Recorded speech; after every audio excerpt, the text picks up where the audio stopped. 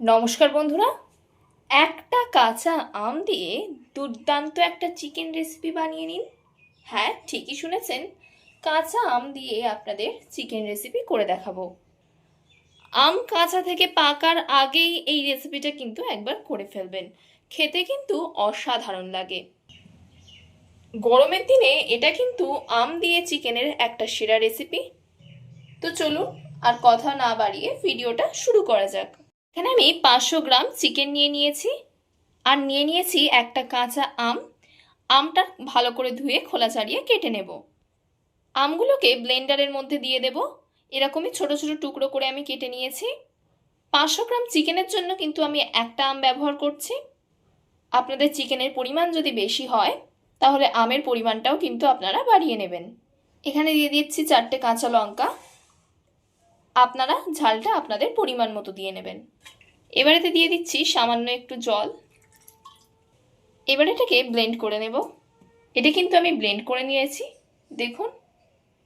যেহেতু রান্নাটা আমি উনানে করব, উনানের জালটা ধরিয়ে কড়াটা গরম হতে বসিয়ে দিয়েছি। এতে দিয়ে দেব সর্ষের তেল। তেলটা খুব ভালো করে গরম করে নিয়েছি।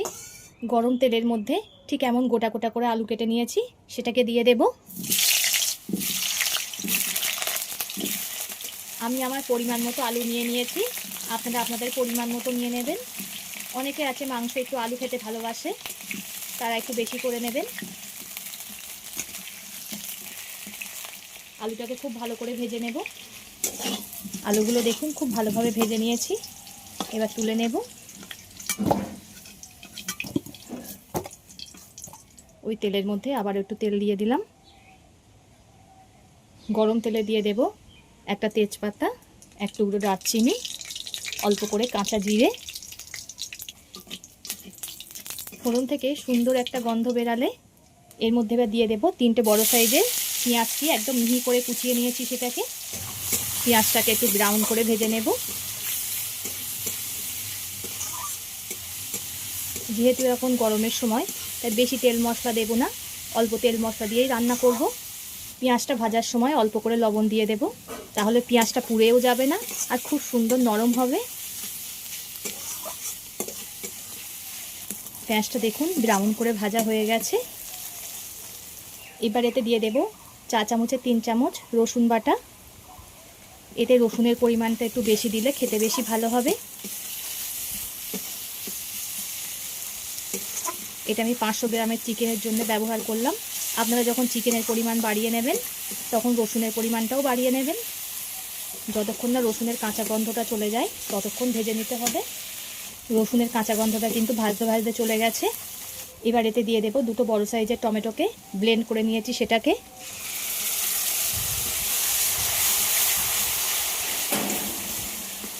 টমেটোটা দিয়ে আবারও খুব ভালোভাবে সব কিছু কষিয়ে নিতে হবে। টমেটোর পেস্টটা দিয়ে 1 মিনিট মতো খুব ভালোভাবে কষিয়ে নিয়েছি।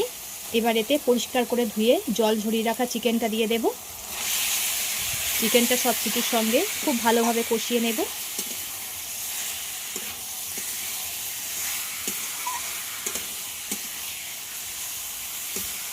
আমার বন্ধুরা কে কোথার থেকে দেখছেন কমেন্ট করে জানাবেন, তাহলে আমি বুঝতে পারবো আমার বন্ধুরা কে কোথার থেকে দেখছে।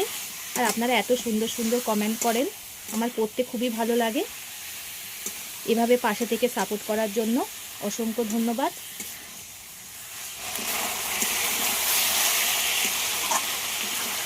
আমি 5 মিনিট মতো খুব ভালোভাবে কষিয়ে নিয়েছি। দেখুন টমেটো দিয়েছি বলে কত সুন্দর একটা কালার এসছে। আপনারাও বাড়িতে যখন চিকেন রান্না করবেন টমেটো পেস্ট করে দেবেন, সুন্দর একটা গ্রেভিও তৈরি হবে আর সুন্দর কালারও আসবে। এবার এতে দিয়ে দেবো স্বাদ মতো লবণ। লবণটা আমি যদি প্রথমেই দিতাম চিকেন থেকে জল ছাড়তো, চিকেনটা খুব একটা ভালো কষানো যেত না। তার লবণটা খুব ভালোভাবে চিকেনটা কষিয়ে নেওয়ার পরেই দিতে হবে। আমি কিন্তু এতে এখনও হলুদ লঙ্কার গুঁড়ো কিছুই ব্যবহার করিনি, তাও কত সুন্দর কালার এসছে দেখুন।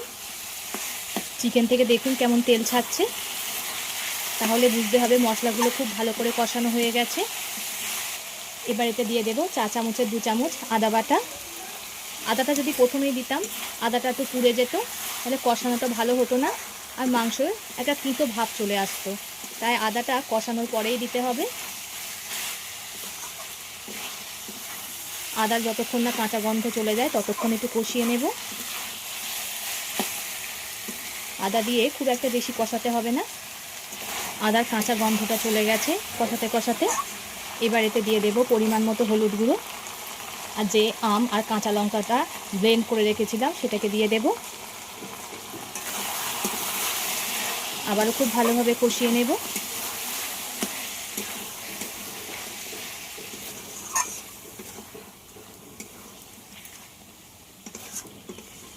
আপনারা তো চিকেনের অনেক রেসিপি খেয়েছেন, এই কাঁচা আম দিয়ে চিকেনের রেসিপি একবার হলেও ট্রাই করে দেখবেন, আশা করি খুবই ভালো লাগে। আর এই গরমের দিনে তো আম খাওয়া খুবই ভালো।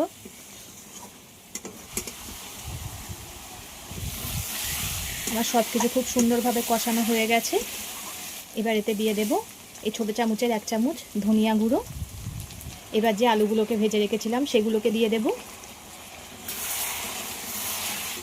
চিকেনের সঙ্গে আলুটাকে একটু কষিয়ে নিতে হবে। চিকেনের সঙ্গে আলুটা আমি 1 মিনিট মতো কষিয়ে নিয়েছি। এবার এতে পরিমাণ মতো জল দিয়ে দেব। আমি আমার পরিমাণ মতো জল দিয়ে দিয়েছি, আপনারা আপনাদের পরিমাণ মতো জল দিয়ে দেবেন। আপনারা যদি একটু কষা কষা খেতে পছন্দ করেন তাহলে জলের পরিমাণটা কমিয়ে দেবেন।